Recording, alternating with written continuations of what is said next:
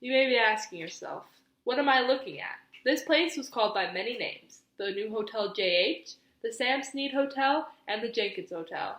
These places were very important as they were one of the few locations in Utah that was included in the Green Book.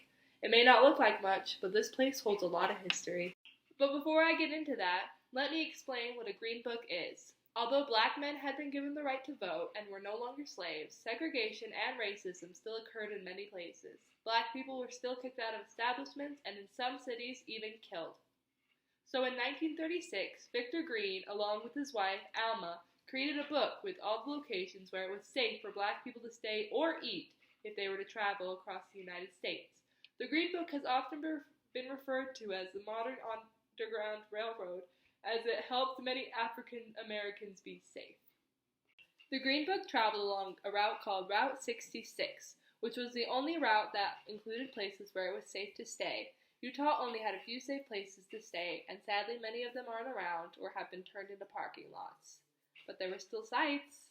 In my research, I could only find about 7 sites, which was the New York Hotel JH, Hotel Sam Snead, Jenkins Hotel, the Hotel Astoria, the YWCA, the St. Louis Hotel, and the Pacific Hotel.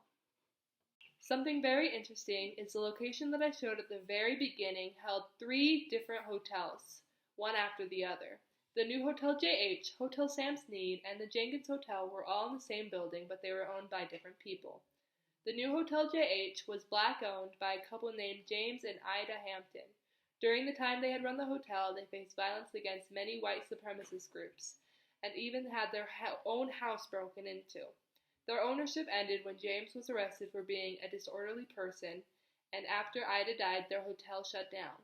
Hotel Sam Snead was located in the same building as the new Hotel JH. I didn't find much about it other than the owner was Charles Snead, and he worked at a racist restaurant. And finally, the Jenkins Hotel.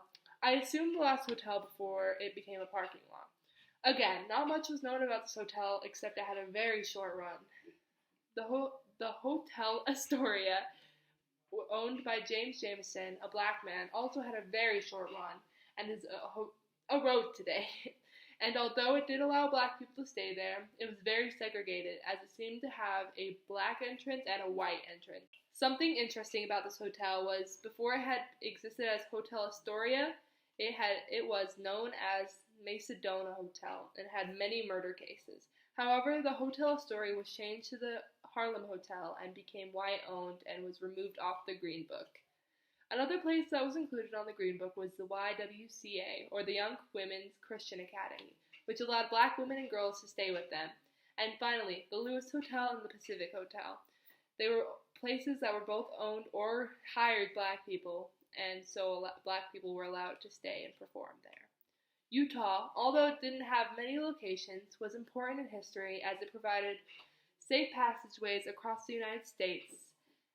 The issues faced by African Americans in the 1940s improved over time because more locations were created and more people became open to treating people equally. And we can continue to prevent issues today by supporting others and combating systematic racism through changing policies and laws. In conclusion, the Green Book helped a lot of black people travel safely to certain sites by using Route 66. Utah had very few places, but we are glad to see any at all. Special thanks to Christine Cooper Rapato, whose article Utah in the Green Book, Segregation and the Hospitality in the Beehive State provided a lot of information included in this video. And as always, I hope you enjoyed this video. This is Elena, signing off.